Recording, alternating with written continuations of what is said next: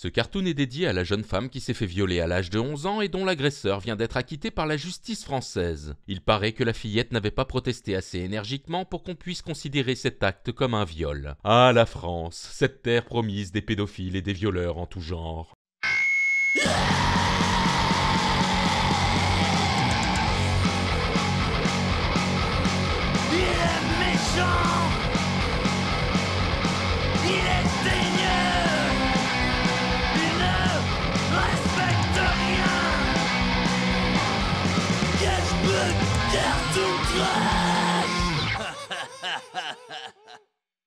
La parole est à la défense. Merci monsieur le juge. Depuis maintenant plusieurs semaines, mon client est victime du plus obscène des harcèlements. En effet, la sphère médiatique se déchaîne à cause de tout un tas de femmes sans scrupules tentant de ternir l'image de monsieur Weinstein. Devant autant de mauvaise foi et d'ingratitude, on ne peut qu'être outré. En vérité, je vous le dis, Harvey Weinstein n'est pas une saloperie d'immonde porc dégueulasse. Mon client est un homme admirable et depuis toujours un ardent défenseur du droit des femmes, comme le prouve sa participation à la marche des femmes contre le sexisme organisée le 21 janvier 2017.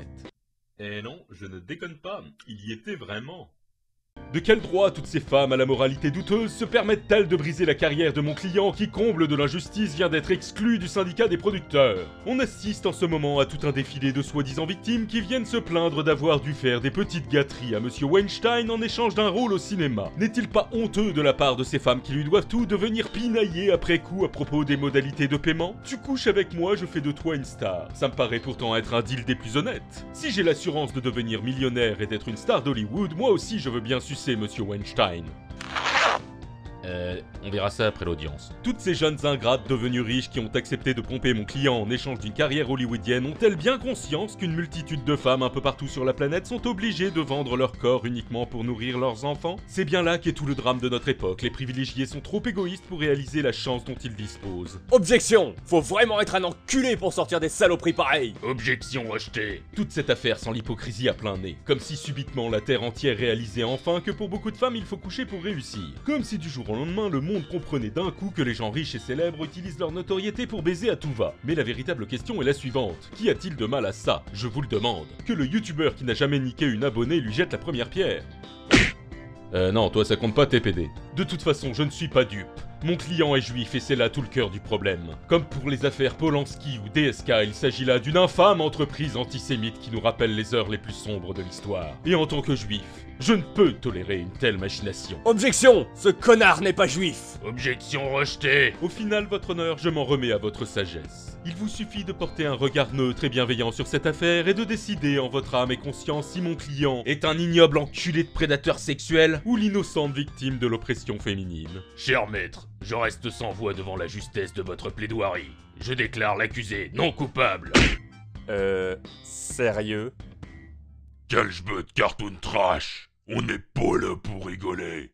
Ah, l'affaire Weinstein, voilà un dossier qui fleure bon les remontées de fausses sceptiques. Ça fait des décennies que tout Hollywood sait que Weinstein est un gros porc lubrique, mais c'est seulement maintenant que les gens se décident à réagir. Dans cette histoire, je me demande bien qui est le plus coupable. Alors bien sûr, il y a Weinstein, c'est quand même pour l'instant plus de 70 femmes qui l'accusent de harcèlement, d'agression sexuelle ou de viol. Mais il y a aussi tous ceux qui savaient mais qui n'ont rien dit, comme Quentin Tarantino, qui a avoué être au courant depuis des années des agissements de Weinstein, mais Quentin a préféré se taire plutôt que de mettre en danger sa carrière. Pauvre multimillionnaire qui avait peur de ne plus pouvoir engranger de billets verts. Certains sont tentés de rejeter la faute sur les anciennes victimes qui ne sortent du silence que maintenant, alors que certaines affaires remontent aux années 80. Ce serait une erreur, car figurez-vous que cet enculé de Weinstein avait recours au service d'anciens agents du Mossad, les services secrets israéliens, pour faire pression sur les victimes et les empêcher de parler. De toute façon, les rares qui ont eu le courage de porter plainte malgré les menaces, la justice ne les a pas écoutés. Et oui, la voix d'une femme abusée ne pèse pas bien lourd face à celle d'un géant du business ultra friqué. J'ai vu que Macron, votre cher président, voulait retirer sa légion d'honneur à Weinstein. Et bien sûr, tout le showbiz va applaudir cette initiative. Tous ces gens qui pourtant font bloc depuis 40 ans pour défendre Roman Polanski qui a violé une fille de 13 ans. Non, parce que Weinstein, ça a beau être un gros porc, lui au moins il viole des adultes, il fait des efforts. J'ai aussi récemment vu la vidéo plutôt malaisante d'un youtubeur assez connu qui sentait la soumission et le mea culpa à plein nez. C'était aussi malsain que cocasse, comme s'il essayait de présenter des excuses préventives de peur que de vieilles histoires de harcèlement ne refassent surface. Cette affaire, c'est un peu la visite du fantôme des Noëls passés pour certains mecs qui commencent à paniquer et réalisent qu'ils ont eu un mauvais comportement. Ce qui est amusant, c'est que ces excuses ne sont pas motivées par un sursaut de conscience, mais uniquement par la peur du retour de flamme. Les gars, c'est pas un crime de profiter de sa notoriété pour draguer des femmes. Tout ce qu'on vous demande, c'est de pas leur forcer la main, ni de les violer. C'est pourtant pas compliqué. J'espère que la justice américaine sera moins laxiste que la justice française, et que Weinstein ne s'en tirera pas à aussi bon compte que les Morandini, DSK et autres Polanski. Car passé un certain niveau d'influence, on commence à se demander si l'élite ne peut pas tout se permettre. Une copine m'avouait quelques mois avant que l'affaire Weinstein n'éclate qu'elle avait été violée par un attaché parlementaire de François Fillon pendant la campagne présidentielle. Et devinez quoi ?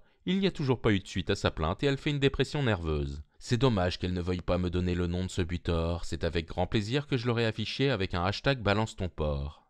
Mais de toute façon c'est trop tard, on est déjà passé à autre chose.